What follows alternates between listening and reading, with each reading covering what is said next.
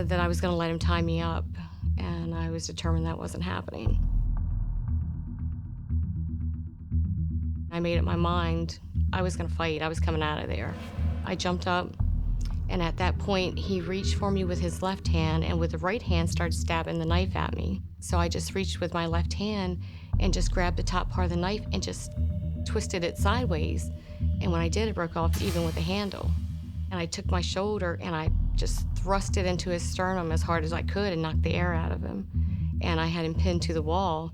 He said, "Let me go and let me tie you up, or I'm gonna call the other guy in that's outside and he's gonna kill your son." It was a split-second decision that I had to let him tie me up. He had gone into the kitchen and gotten another knife and he started cutting my clothes off. He grabbed me by the hair and he pulled my head back and cut my throat.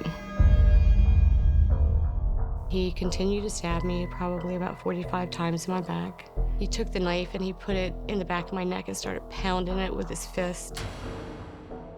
He was satisfied that I was dead. So I rolled over on my stomach and I just laid there and I was waiting to die. Next thing I know, I heard feet and I was so happy. I knew Nick was okay.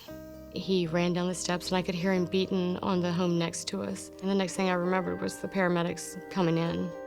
I survived because I was determined that I was gonna make it. I was gonna come through it, if nothing else, just to make sure that my son was okay.